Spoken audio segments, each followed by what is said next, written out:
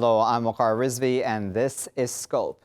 A number of days ago, a report came out in Politico saying that Senator Rand Paul had convinced President Donald Trump that he would be able to negotiate with an Iranian official, be it Mohammad Javad Zarif, the Iranian foreign minister who is currently in New York, or possibly even someone else, to try and bring down tensions between the two nations. Donald Trump has now denied that such a conversation took place, saying only that he did converse with Senator Paul about the Iran situation and that Senator Paul had some ideas in that regard. Now, was all of this some sort of a tactic on the part of the Bolton crowd to try to bring down any possibility of actual negotiations between the United States and Iran? That's obviously something that we would not know because that's behind the scenes issues which remain under the veil. But even Mohammad Javad Zarif, the Iranian foreign minister, has offered negotiations of sorts, even presenting an idea of permanent inspections. According to reports, of course, this would need to be verified, that permanent inspections of Iranian nuclear sites could be in place if there is a permanent lifting of U.S. sanctions on Iran. Let's talk about all of that a bit further. We're joined now by John V. Bowlus, who is a professor of international relations and political science at MEF University. He's joining us now from Istanbul via Skype. We're also joined by Mustafa Fetouri, who is an author and award-winning journalist. He's an expert on the USA and Middle East relations and terrorism. He is originally from Libya, but currently is based in Paris, France. Mustafa and John, thank you both for joining us.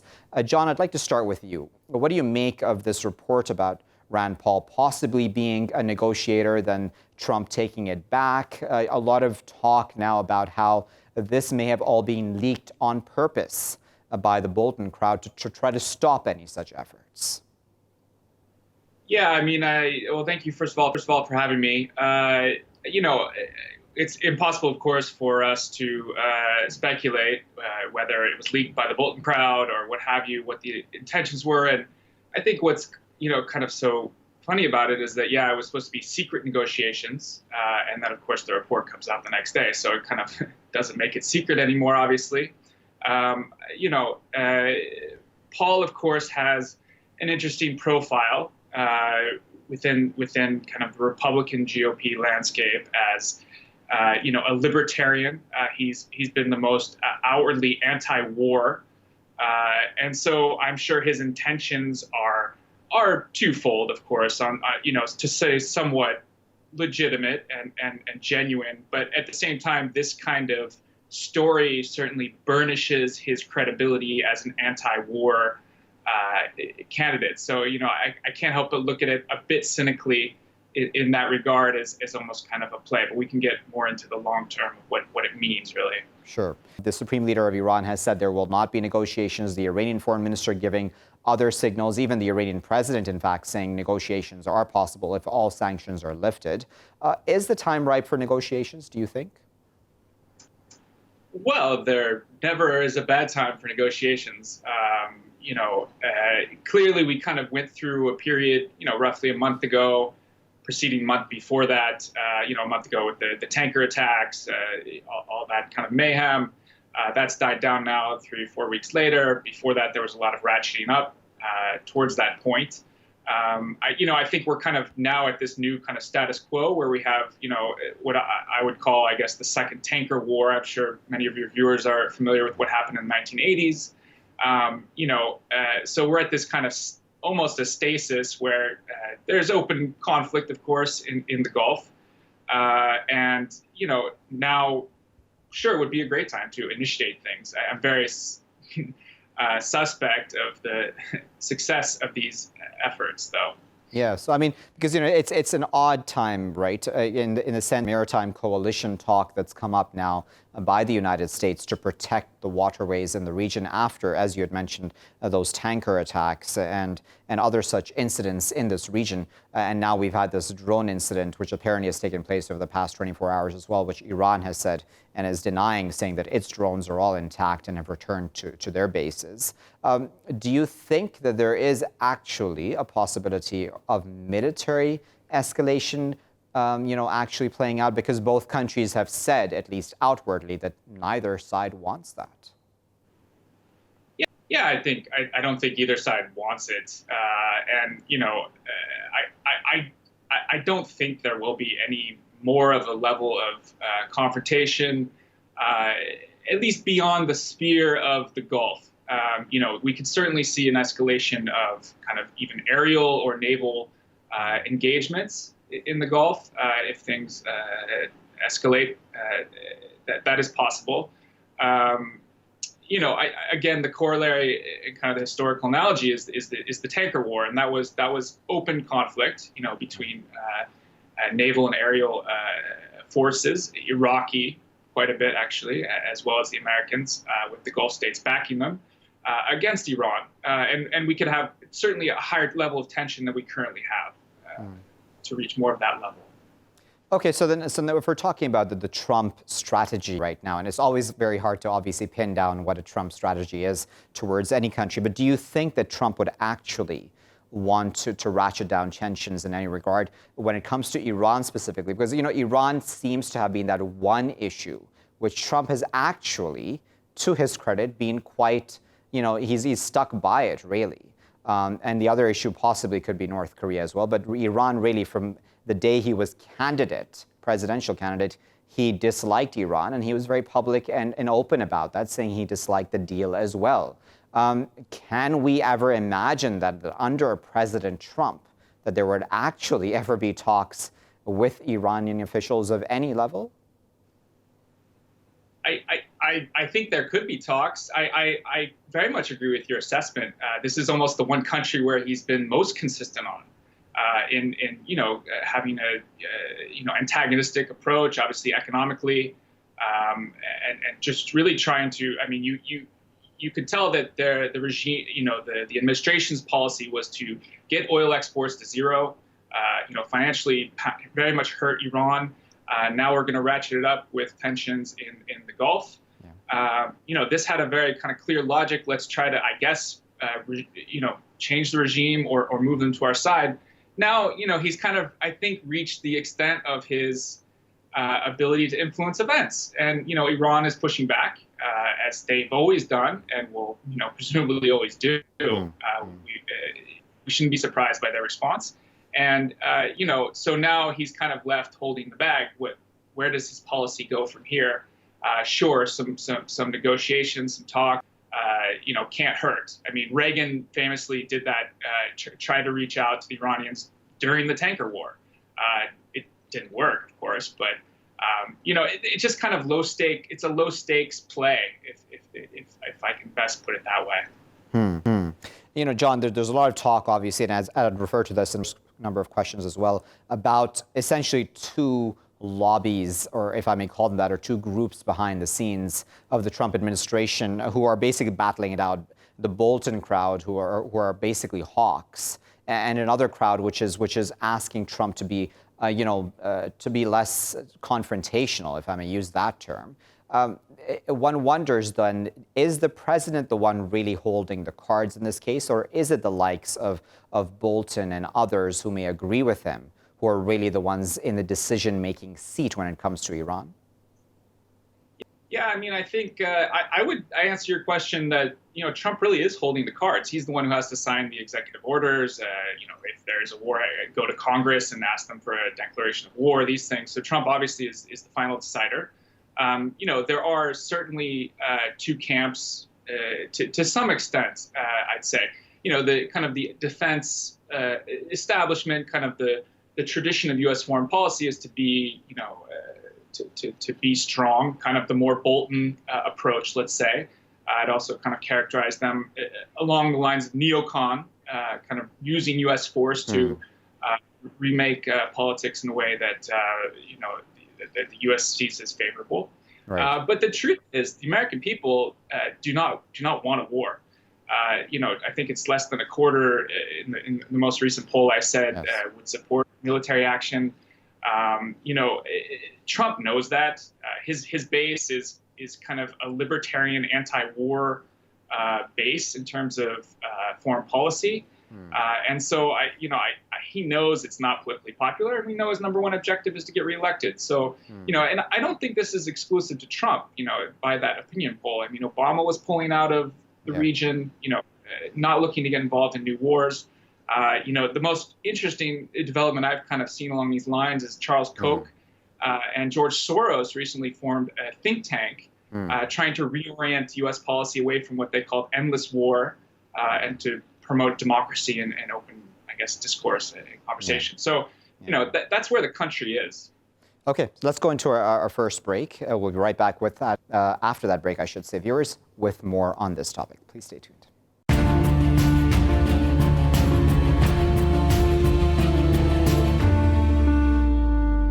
All right, viewers, we're back with John and Mustafa talking about, of course, the situation surrounding Iran and possible negotiations and possible ratcheting down of tensions between those two nations and just the region really as a whole. I'm going to start off this segment with Mustafa. Mustafa, I wonder what your thoughts are about the possibility of negotiations between Iran and the U.S. and the possibility of any success in that regard, considering it was the U.S. itself that walked away from the nuclear deal. Well, I'm quite sure as we talk now, negotiations between the two sides never stopped actually, whether it's been through a third party or some kind of a secret talking directly between some kind of low-level officials between the two countries, Iran and the United States in this case. What we have to remember basically here is that Mr. Trump, this is the style of Mr. Trump. We should be used to it now. We have seen it in previous cases, particularly what comes to mind here is the case with North Korea, the kind of inflammatory rhetoric, if you like, that went on between the two sides. And Mr. Trump was always holding his cards very close to his chest. And he called on the right moment. And we already have seen 3 summits, if you like, between the two sides. What is more important here is actually the indirect negotiations I strongly believe going on, as I said before, especially through the Omani channel. Oman has always been a kind of go-between between the United States and Iran since the early revolution in February 1979 that toppled the Shah. And they have also tried to do something recently to lower the tensions between the two sides in the Gulf waters. And of course, we have to remember that the Iranian nuclear deal, actually, when Mr. Rouhani came to power first, went through the Omani gate. Indeed. So whether it's Senator Rand Paul or somebody else, I'm quite sure that we also have to remember that Mr. Trump personally called for negotiations with Iran throughout the confrontations or at least the tensions we have been witnessing. But then I wonder, Mustafa, if I may come in here, because the factor, and we haven't spoken about this yet, is the Israel factor, because obviously the Israelis have a lot of influence within the U.S. establishment. And for the Israelis, Iran is arch enemy in this region. So does it even matter if Trump really wants to negotiate with Iran? Can't the Israelis just scuttle any such efforts to begin with? But considering Iran is demanding really what was granted to it under the deal, i.e. lifting of sanctions. Well, that's very true. We don't have to discount the Israeli fact here and the kind of role they play and always trying to scuttle any kind of conversation between the two sides. But we have to remember one thing here, a very important thing here, is that what Mr. Trump is really aiming for is to kind of open direct a channel with the Iranians, even if it is a secret one.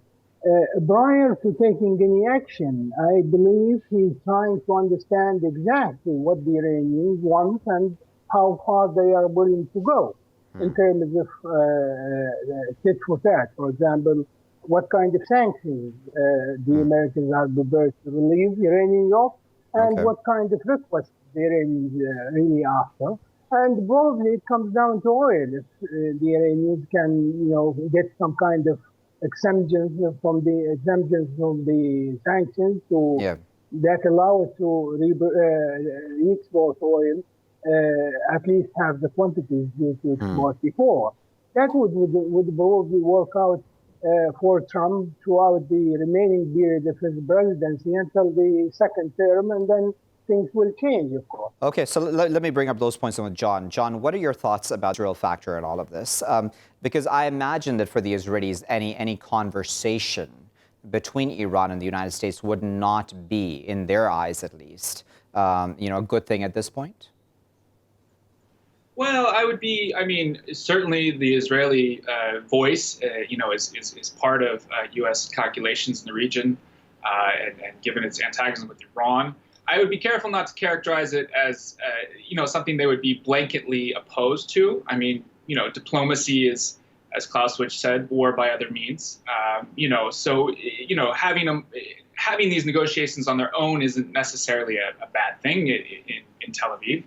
I would also bring up the fact that, Trump's first visit, of course, after being sworn into office was to Saudi Arabia.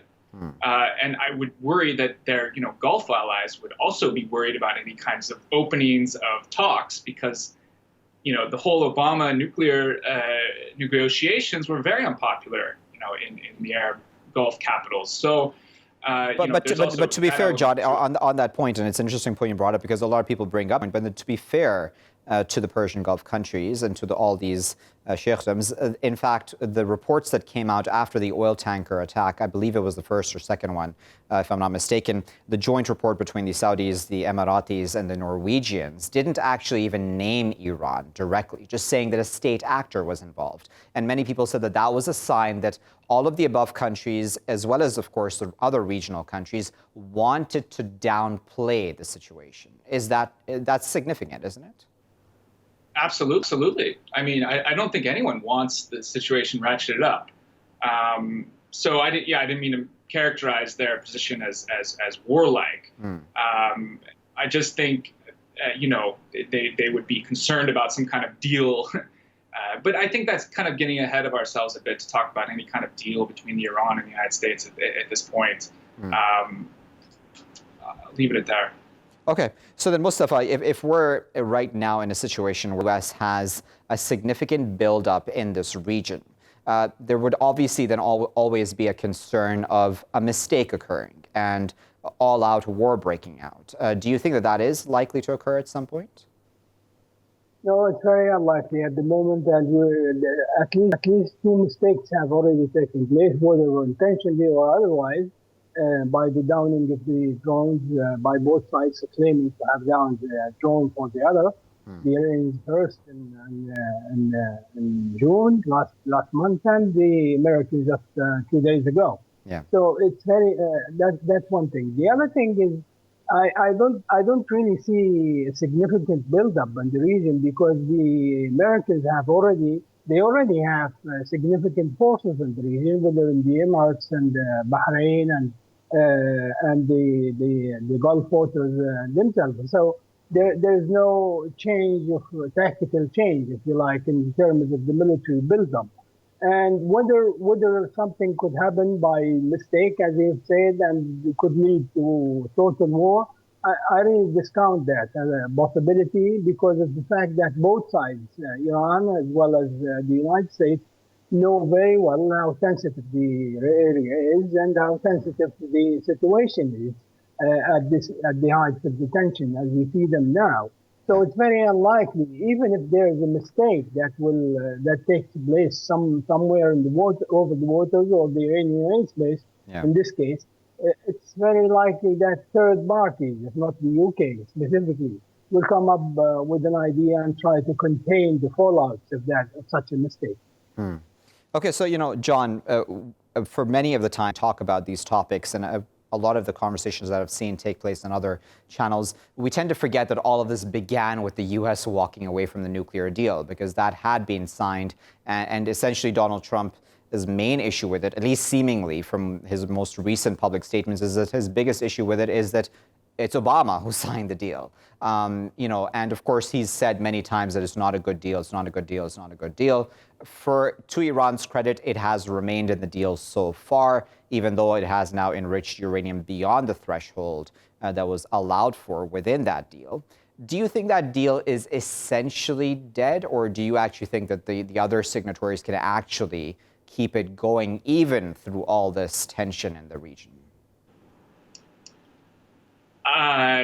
Boy, that would be, it was just such a diplomatic feat to bring together the Europeans and everyone to the table to get that deal in 2015, that, it's kind of hard to put Humpty Dumpty back together again.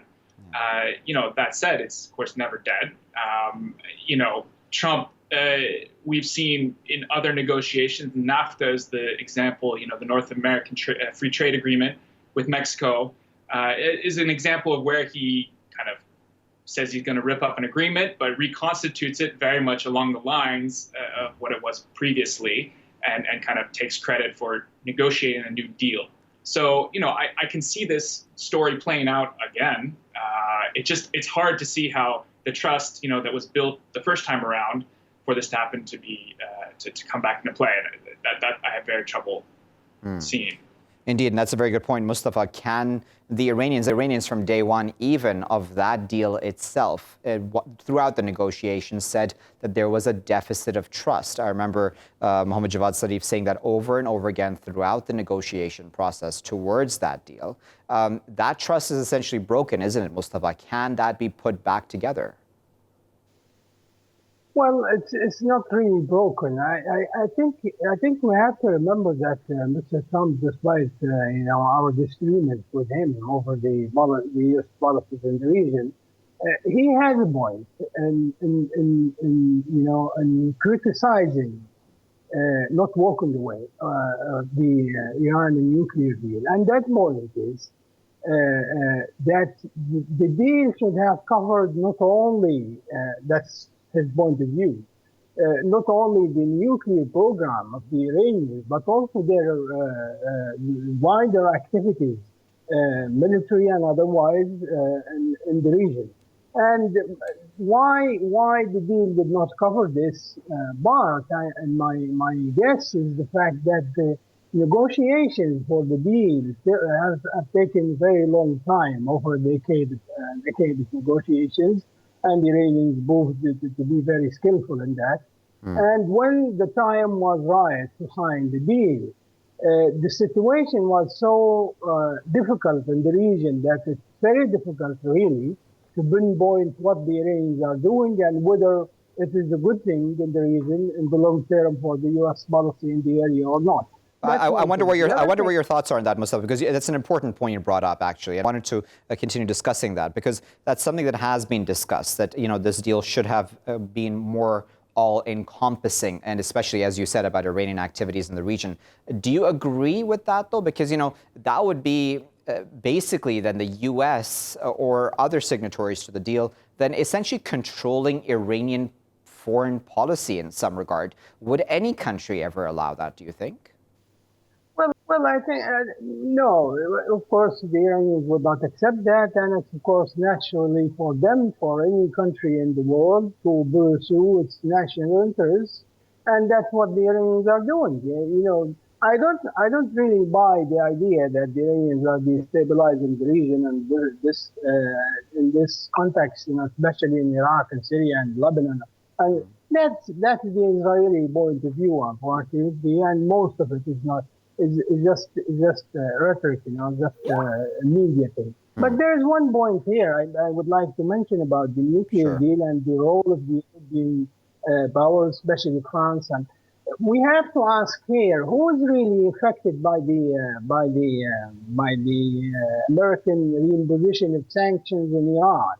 It's the major companies, like the French oil industry, as well as the British oil industry and the French auto industry, which have been very flourishing lately in Iran before the sanctions were reimposed. And I also believe that we have a third party, non-state actor in this case, which are the major companies doing major business in Iran, and they left Iran because of the position of the United States. I believe in the long run, probably, just as the second term probably began for Mr. Trump if he wins the election, I think that those third-party actors, like the major businesses, they will play essential and a very effective role and bringing the two sides together. Okay, and that brings me to my next point then, which very well, John. I wanted to ask you then, as Mustafa there said, and we can actually cite examples. Just I believe a day or two ago, Renault and Peugeot said that their business globally has been hurt a lot, the French automakers, by having to step away from Iran, and they make a significant amount of money there in the country. And then, of course, we've had these airplane deals which have had to also then be scuttled to an extent, of course. Italy's ATR was able to deliver some planes to Iran within that deal that it has signed. Do you think that at some point in time, these European / possibly even American businesses will have a voice or will create enough noise to be able to save the deal in some form? Well, I don't, is the short answer. I mean, I would also add Total being forced out of Iran. There was the only major multinational, as French multinational company being forced out of Iran, making the first investments after the sanctions were lifted. The whole thesis that, money can bring peace, quite simply, in this case, I think isn't quite enough. That's not to say it isn't a viable factor to it, but I just think the political aspect is too large. The other kind of side point I'd like to bring up in relation to the whole Iran issue is when you asked me earlier in the interview about Israel, I think any kind of policy towards Iran, you have to consider Israel's position with Hezbollah and how that dynamic is playing out. If there is any kind of ratcheting up of conflict, I could see that paralleling the situation there as well.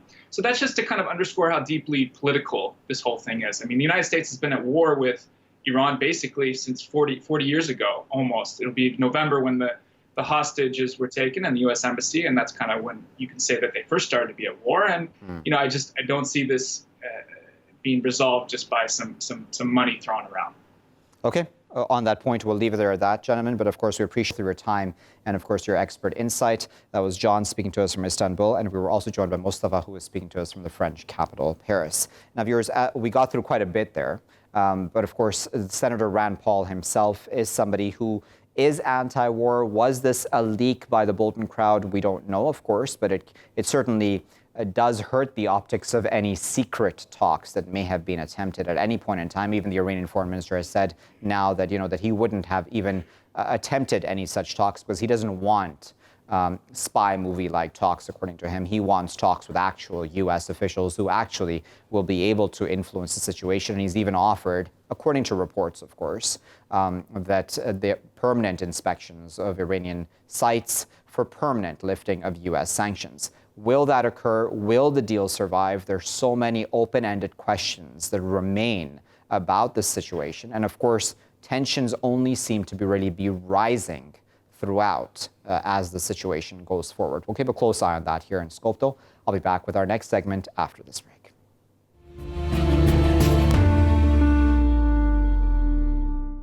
Thank you for staying with us, viewers. In this segment, we're going to discuss a disturbing report which came out by the Walk Free Foundation as well as the International Labour Organization, saying that 10,000 people would need to be freed every day from modern forms of slavery over the next decade to actually reach any form of hitting the target of 2030, in which they wanted to zero modern slavery. That obviously will not now happen. Now, the word slavery itself is actually quite all-encompassing, but it's interesting to see how many countries around the world react to modern slavery networks. We recently had a report coming out of the UK where the largest slavery network in that country was dismantled, yet the Home Office had refused to disclose figures of how many people it was actually holding in detention who were actually, quote-unquote, freed from slavery, but then put right into detention. Is that the proper way to deal with such situations? One wonders, of course. Let's discuss all of this a bit further. We're joined now by Benyameen Mian, who is the National Project Coordinator of the International Labour Organization. He's joining us from right here in Lahore on the line. We're also joined by Vanpeperstraete, who is Lobby and Advocacy Coordinator of the Clean Clothes Campaign. He's joining us now from Brussels. Ben and Mohammed, thank you both for joining us. Ben, What do you and how do you define slavery in your mind when it comes to forced labor, forced marriage, etc.? Yeah, I think it's important to indeed conceptualize that we're often now talking about modern forms of slavery. So in contrast to how we initially conceptualized slavery, modern forms are no longer necessarily people tied up in chains with physical bars around them, but are much more put into a context of, for example, passports being withheld or in debt, and that debt being linked with the performance of, for example, acts, so that they're no longer in a position, for example, to choose work, that they're basically forced to perform specific forms of work.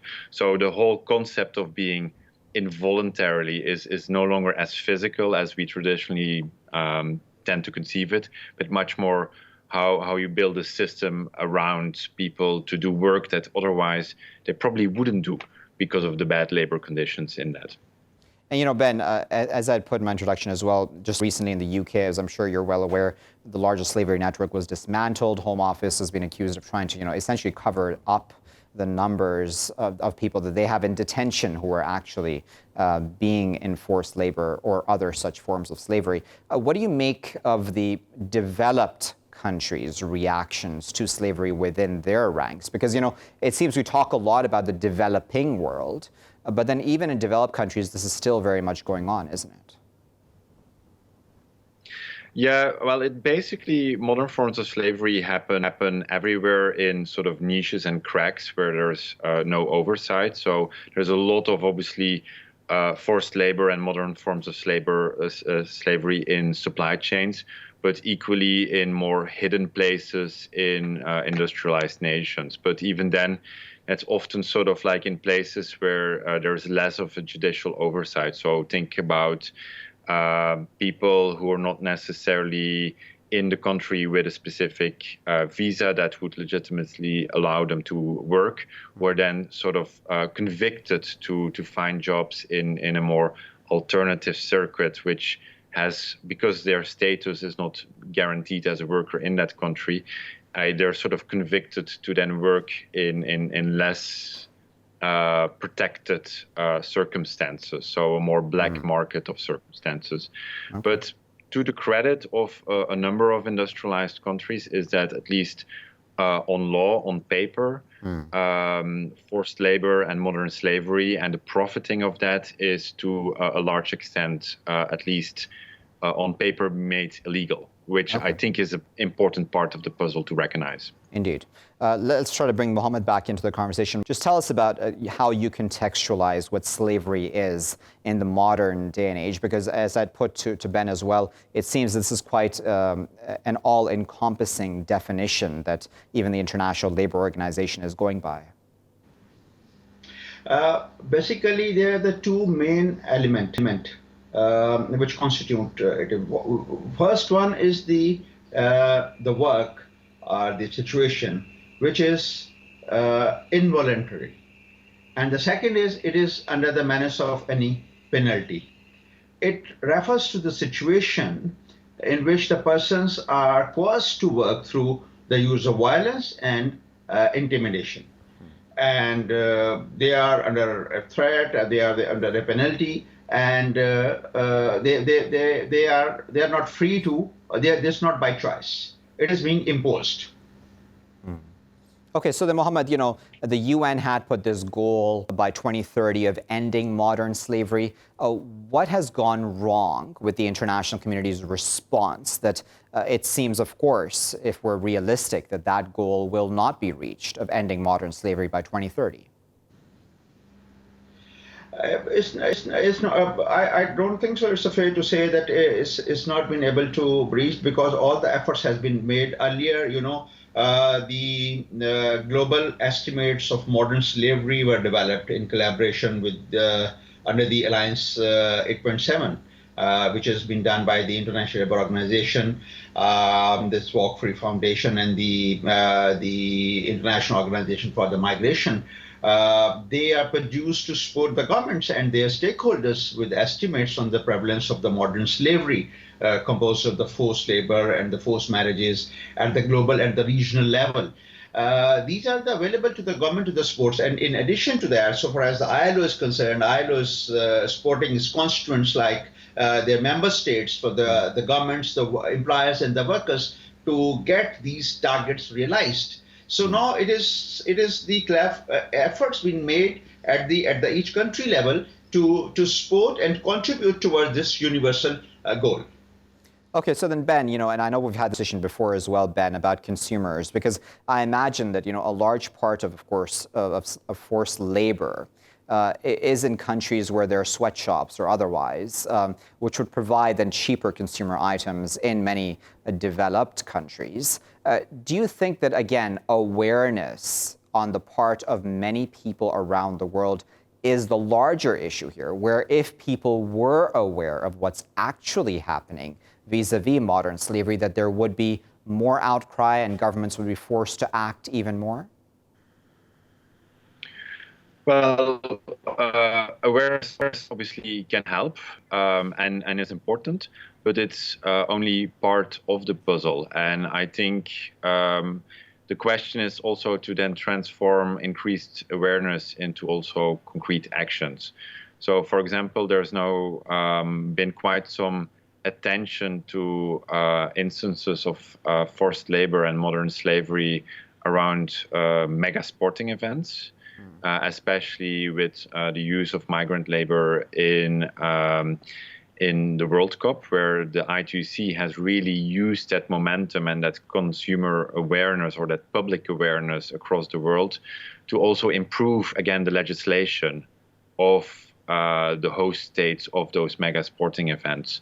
So I think the awareness can help, but in the end, especially when it comes to forced labor and modern forms of slavery, we need to look at legislation, and that goes in legislation in consumer countries, but also in what are governments of, for example, Malaysia doing in terms of enforcing laws, in terms of adopting laws, making sure people don't need to pay for a job, that the passports are not detained, and that we sort of like unravel this system also through legislation.